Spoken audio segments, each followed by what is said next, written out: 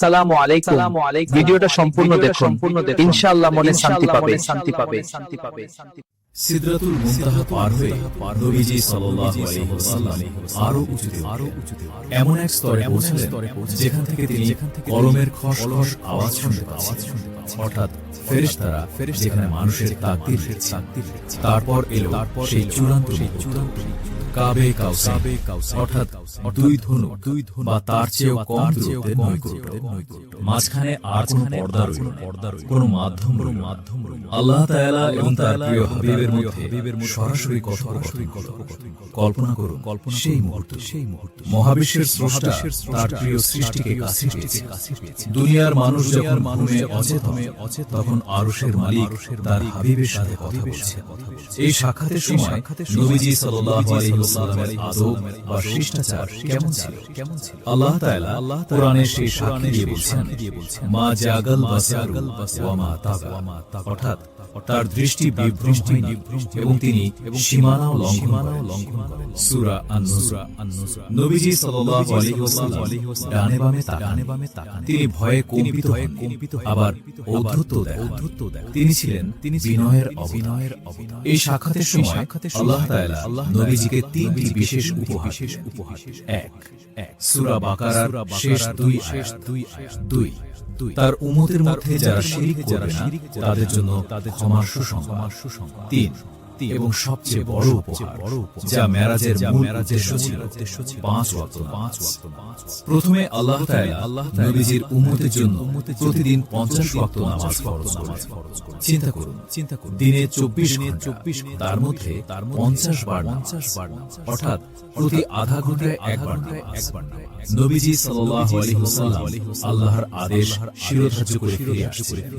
তার মনে হয় তার কোনো প্রশ্ন ছিল না, কারণ তিনি আল্লাহর প্রেমিকের হুকুম মানাই তার আনন্দ। কিন্তু ফেরার পথে ষষ্ঠ আসমানে হযরত মুসা আলাইহিস সালামের সাথে আবার দেখা।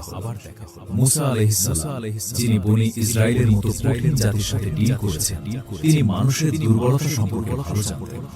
মুসা আলাইহিস সালাম জিজ্ঞেস করলেন, আল্লাহ আপনার উম্মতের উপর কি ফরজ করেছেন? নবীজি বললেন 50 ওয়াক্ত। মুসা আলাইহিস সালাম আঁতকে উঠলেন। তিনি বললেন, হে মুহাম্মদ সাল্লাল্লাহু আলাইহি ওয়াসাল্লাম, ফিরে যান, আপনার রবের কাছে গিয়ে কমানোর আবেদন। আপনার উম্মত অনেক দুর্বল, তাদের শরীর, তাদের সংকল্প দুর্বল হবে। তারা দিনে 50 ওয়াক্ত নামাজ পড়তে পারে।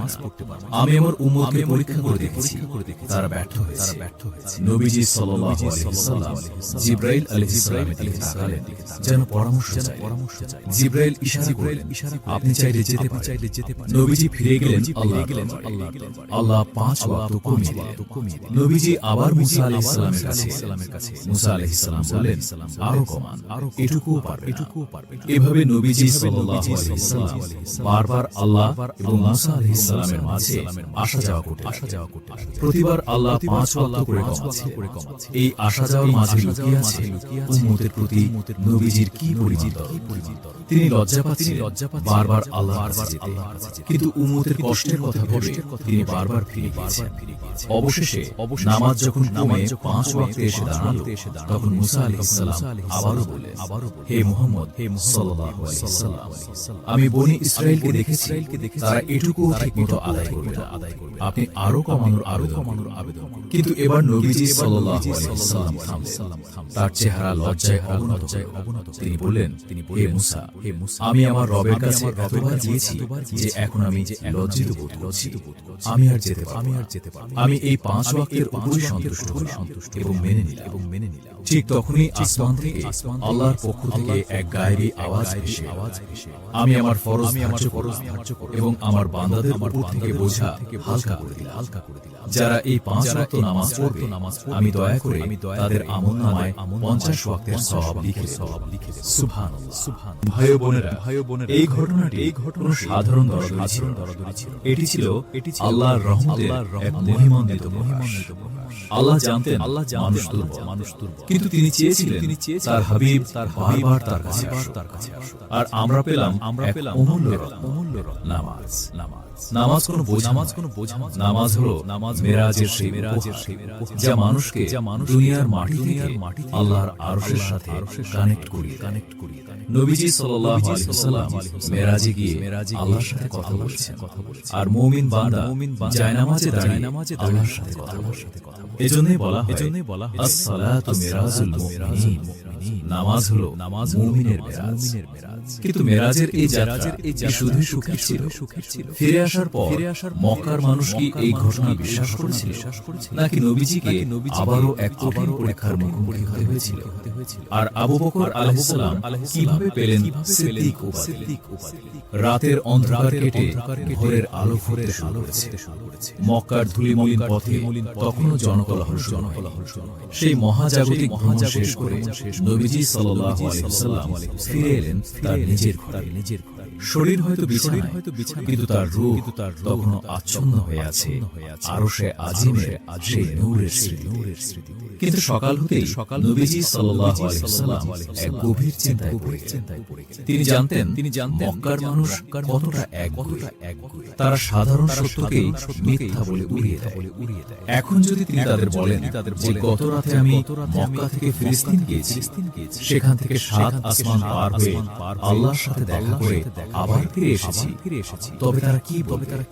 তারা কি বিশ্বাস করবে, নাকি তাকে পাগল বলে উপহাস করবে? নবীজি সাল্লাল্লাহু আলাইহি ওয়াসাল্লাম কাবার কাবার পাশের অর্ধবৃত্তাকার মন মরা হয়ে বসেছিল। পাশ দিয়ে যাচ্ছিল ইসলামের সবচেয়ে বড় শত্রু আবু জাহেল। নবীজির চিন্তিত চেহারা দেখে সে ব্যঙ্গ করে জিজ্ঞেস করল, কি হে মুহাম্মদ, নতুন কোনো খবর আছে না? নবীজি সাল্লাল্লাহু আলাইহি ওয়াসাল্লাম সত্য গোপন করলেন। তিনি ধীর ও দৃঢ় কণ্ঠে বললেন, হ্যাঁ, গত রাতে আমাকে ভ্রমণ করানো হয়েছে। আবু জাহেল জিজ্ঞেস করলেন, কোথায়?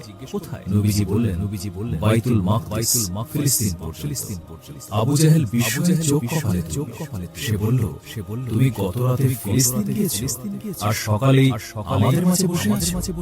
নবীজি বললেন, হ্যাঁ। আবু জাহেল হাসবে না কাঁদবে বুঝতে পারছিল। সে ভাবল এটাই সুযোগ মুহাম্মদকে সবার সামনে মিথ্যাবাদী প্রমাণ করার। মুহূর্তের মধ্যে আবু জাহেল চিৎকার করে মক্কার মানুষকে জড়ো করল। কুরাইশ নেতারা উতবা, শাইবা, ওয়ালিদ সবাই ছুটে নবীজি সাল্লাল্লাহু আলাইহি ওয়াসাল্লাম তাদের সামনে দাঁড়িয়ে সেই অবিশ্বাস্য ভ্রমণের কথা বর্ণনা করলেন। শুনে কেউ হাসিতে ফেটে পড়ল, কেউ দুঃখে মাথায় হাত দিল। যারা দুর্বল ঈমানের অধিকারী ছিল তাদের মনেও সন্দেহের দানা বাঁধল। কুরাইশরা বলল, এটা তো অসম্ভব। মক্কা থেকে ফিলিস্তিন যেতে উটের পিঠে 1 মাস লাগে, আসতে লাগে 1 মাস। আর তুমি বলছো এক রাতে ঘুরে এসেছো? তাদের মধ্যে কয়েকজন যারা ব্যবসার কাজে ফিলিস্তিনে গিয়েছিল, তারা নবীজিকে আটকানোর জন্য এক ফন্দি আঁকল। তারা বলল, ঠিক আছে, তুমি যদি সত্যি গিয়ে থাকো তবে আমাদের বলো বাইতুল মাকদিসের খুঁটি কয়টি, এর দরজা কয়টি, এর গঠন কেমন? নবীজি সাল্লাল্লাহু আলাইহি ওয়াসাল্লাম চিন্তায় পড়ে গেলেন।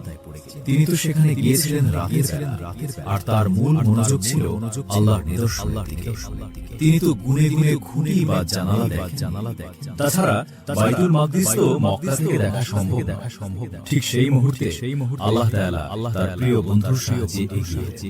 হাদিসে এসেছে আল্লাহ তাআলা জিবরাইল আলাইহিস সালামের মাধ্যমে বাইতুল মাকদিসের দৃশ্য নবীজির চোখের সামনে তুলে ধরলেন। অনেকটা আজকের দিনের লাইভ ভিডিও। নবীজি সাল্লাল্লাহু আলাইহি ওয়াসাল্লাম তাকিয়ে প্রতিটি প্রশ্নের উত্তর দিতে লাগলেন। এর দরজা এখানে, এর জানালা এমন, এর পাথরগুলো এমন। কাফেররা অবাক হয়ে তাদের বর্ণনার সাথে নবীজির বর্ণনা হুবহু মিলে যাচ্ছে। তারা বলল, বর্ণনা তো ঠিক আছে, কিন্তু তবুও আমরা বিশ্বাস করি এটা নিশ্চয়ই কোনো জাদু। এই খবর যখন দাবানলের মতো ছড়িয়ে পড়ল, তখন কিছু লোক দৌড়ে গেল নবীজির সবচেয়ে কাছের বন্ধু হযরত আবু বকর আলাইহিস সালামের কাছে। তারা ভেবেছিল আজ হয়তো আবু বকরও মুহাম্মদ সাল্লাল্লাহু আলাইহি ওয়াসাল্লামের কথা অবিশ্বাস করবে। তারা বলল, হে আবু বকর, শুনেছো তোমার বন্ধু কি বলছে? সে নাকি গত রাতে আসমানে গিয়েছে। আবু বকর শান্তভাবে তাদের দিকে তাকালেন। তার চেহারায় কোনো বিস্ময় নেই, কোনো সন্দেহ। তিনি কেবল একটি পাল্টা প্রশ্ন এই কথা কি তিনি মুহাম্মদ সাল্লাল্লাহু আলাইহি ওয়াসাল্লাম নিজে বলেছেন? তারা বলল, হ্যাঁ, তিনি নিজে কাবার চত্বরে দাঁড়িয়ে এই কথা বলছেন। তখন আবু বকর আলাইহিস সালাম এমন একটি কথা বললেন যা কিয়ামত পর্যন্ত অটল ঈমানের দৃষ্টান্ত। তিনি বললেন, যদি তিনি এই কথা বলে থাকেন তবে তা অবশ্যই সত্য। আমি তো এর চেয়েও বিস্ময়কর বিষয় বিশ্বাস করি। আসমান থেকে তার কাছে যে আল্লাহর ওহী আসে, আমি তো সেটা চোখ বন্ধ করে বিশ্বাস করি। আর সামান্য ফিলিস্তিনে যাওয়ার কথা বিশ্বাস করব না? সুবহানাল্লাহ। একই বলে ঈমান। যুক্তি যেখানে হার মানে, বিশ্বাস সেখানে জয়ী। এই ঘটনার পর নবীজি সাল্লাল্লাহু আলাইহি ওয়াসাল্লাম খুশি হয়ে আবু বকরকে উপাধি দিলেন as-সিদ্দিক বা পরম সত্যবাদী। মেরাজ মুমিন ও মুনাফিকের মধ্যে পার্থক্যকারী এক ছাঁকনি হয়ে দাঁড়ালো। প্রিয় দর্শক, ইসরা ও মেরাজের এই ঘটনা কেবল ইতিহাসের পাতায় লেখা কোনো গল্প নয়। আজ 1400 বছর পরেও এই ঘটনা আমাদের জীবনের সাথে ওতপ্রোতভাবে জড়িয়ে আছে। আসুন দেখি এই মহাজাগতিক ভ্রমণ থেকে আমরা কি শিক্ষা নিতে পারি। এক, কষ্টের পরেই আসে স্বস্তি। আপনার জীবন কি কষ্টে ভরে গেছে? হতাশা বা ডিপ্রেশনে ভুগছেন? মনে রাখবেন, মেরাজ সংঘটিত হয়েছিল নবীজির জীবনের সবচেয়ে কষ্টের সময়। যখন দুনিয়ার সব দরজা বন্ধ হয়ে যায়, তখনই আল্লাহ আসমানের দরজা খুলে দেন। আল্লাহ আপনাকে ভাঙেন যাতে তিনি আপনাকে নতুন করে গড়তে পারেন। তাই ধৈর্য ধরুন, আল্লাহর সাহায্য খুব কাছে। 2, সিদরাতুল মুনতাহা ও বিজ্ঞানের সীমা। আজকের বিজ্ঞান আমাদের অনেক কিছু দিয়েছে, কিন্তু সিদরাতুল মুনতাহা মনে করিয়ে দেয় মানুষের ক্ষমতার একটা সীমা আছে। আমরা অহংকার করতে পারি। মহাবিশ্বের আসল নিয়ন্ত্রণ ল্যাবরেটরিতে নয়, বরং আরশে আজিমের মালিকের হাতে। এই বিশ্বাস আমাদের বিনয়ী। 3, নামাজের গুণ। মেরাজের সবচেয়ে বড় গিফট হলো ভাবুন তো, আল্লাহ চাইলে জিবরাইল আলাইহিস সালামের মাধ্যমে নামাজ পাঠাতে পারতেন, যেমন রোজা বা যাকাতের হুকুম পাঠিয়েছেন। কিন্তু নামাজ এতই স্পেশাল যে আল্লাহ তার বন্ধুকে নিজের বাড়িতে দাওয়াত দিয়ে ডেকে এই উপহার হাতে তুলে দিয়েছেন। আমরা কি সেই উপহারের মর্যাদা দিচ্ছি? আমরা কি নামাজের মাধ্যমে আল্লাহর সঙ্গে কানেক্ট হচ্ছি, নাকি হেলায় খেলায় ওয়াক্ত পার করে দিচ্ছি? মনে রাখবেন, নামাজ হলো আল্লাহর সাথে আল্লাহর প্রাইভেট মিটিং। আল্লাহ আমাদের সবাইকে মেরাজের শিক্ষা ধারণ করে 5 ওয়াক্ত নামাজের মাধ্যমে তার নৈকট্য হাসিল করার তৌফিক দান। আমিন। যদি আমার চ্যানেলে নতুন হয়ে থাকো তাহলে সাবস্ক্রাইব করো।